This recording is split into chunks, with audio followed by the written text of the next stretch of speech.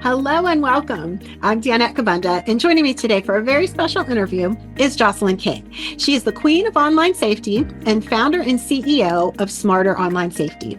She has also been recognized as a top 10 woman in cybersecurity, and we're so happy to have you with us today, Jocelyn. Welcome. Hi, Danette. Thank you so much for having me. It's so great to be here with you and your wonderful audience. So, Jocelyn, cybersecurity isn't just a career for you. For you, it's personal. Tell us a little bit about that.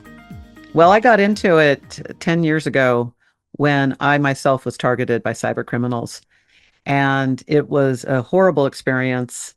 I'll never forget the day I was standing in my bedroom looking up, trying to see what this black cord or ribbon was that was coming down from my ceiling. I had attic repairmen up there, and what it was is they had dislodged the surveillance microphone that had been embedded in my ceiling for at least a year. My stomach churned. I was holding my breath. I thought I was going to pass out. And I realized how significant this was, because they had not only been able to hack our network, they were then able to hack our security system and break into our home and plant surveillance and get information about us, which ultimately cost us $500,000. It ended up destroying my 20-year marriage, just from the sheer stress and all the health issues that my ex-husband went through. I lost my own health. If you see pictures of me from 10 years ago, I look 20 years older than I do today. And I almost lost my job. So it was really terrifying. And I was, reaching out going, okay, where's the checklist? I was speaking to the FBI field agent. And unfortunately, I only lost $500,000. So I didn't hit the threshold or cross state lines to be able to fully get help, because I was one of 1 million people filing cybercrime reports with the FBI that year. The local police couldn't help me because it wasn't a break-in, and because they had been able to disable the security cameras and the deadbolts in order to get in, there was no evidence of who it was. So I couldn't even, get any help from law enforcement. And that was a second bit of devastation. I ended up reaching out to cybersecurity professionals, and I met some of the best people on the planet who helped me learn what I needed to do to recover and to protect myself. These are the people who protect our nuclear submarine codes, who protect trillions of dollars on Wall Street, who protect large companies that you and I see the logos of every day. And they invited me to come work with them, which I did, in a top 10 cybersecurity company.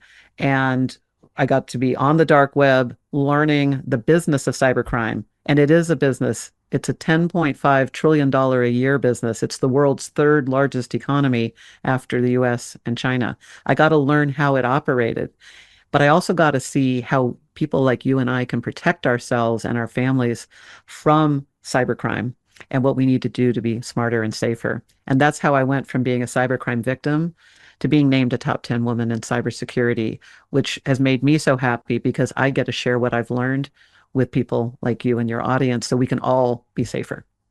Amazing. And your story is one one that happens every so many minutes, I imagine. Every 37 seconds, someone's life is devastated by cybercrime. That's just a terrifying statistic. And you say the average loss for victims is nearly $20,000. What are some red flags that people should be looking for? Things that we're maybe already missing? Well, there's two types. There's three types of categories real quick. One is a quick, somebody gets a hold of your credit card and runs some charges and stuff. And that's what most people are familiar with. And you call your bank and they'll reverse the charges. And that's where people are like, okay, good, I'm covered. But that's not the bulk of cybercrime. That's very tiny. What really happens is when you're being targeted and they want to learn about you, they infiltrate your network and they're waiting to learn everything they need so they can completely take over your life or your business if you're a small business owner or even a large corporation. And then they strike when they're able to leverage your information for their highest gain. And in my case, it was a 2-year ordeal that we went through and lost the $500,000. The third thing is the long haul, where they're doing a romance scam, or if you have teenagers, they could be doing a romance scam or a friend scam. There's a 500,000 predators that are known who are online at any given time, and they are hanging out in our kids' gaming platforms, and they're hanging out on the chat rooms and the romance dating apps that your widowed elderly relative is on, and they are preying on people every day. And they blend in. So there are good people on all of those sites, but they blend in and they look like one. And so you're not expecting it. So the red flags you need to look for are all of a sudden they're asking you for personal information or money. There's a sense of urgency. There's a sense of panic. They are coming across as a good person. They're aligning to everything you value. If you're a Christian, they're a Christian. If you're a Muslim, they're a Muslim. If you're an Eagle Scout, they're doing something. So they are lining to you to be able to take you in. So you've got to look for any sense of urgency and change of behavior. And then you need to pause and not send anything, take a step back, and then decide how to get on a legitimate channel and talk to people like your friends or family. Like, I might be being scammed. I need help. What would you say are some of the most important steps we can take to protect ourselves and our families? Well, one thing you need to do is have a passphrase, because a passphrase, or some people say a password. I prefer a passphrase that you never write down.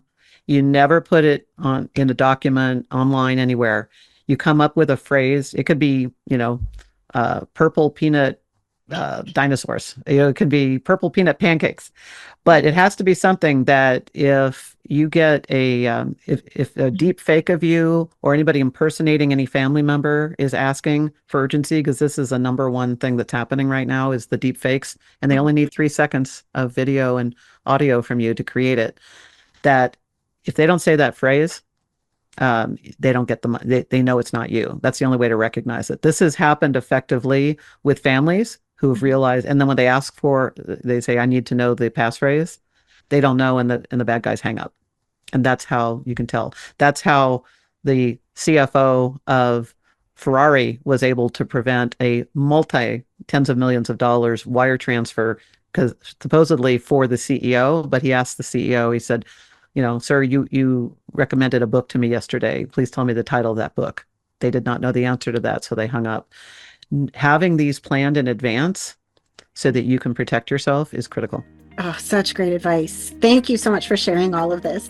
To learn more about Jocelyn and all of her projects, please visit her website at smarteronlinesafety.com. Thank you so much. Oh, thank you for having me, Danette, and stay safe out there.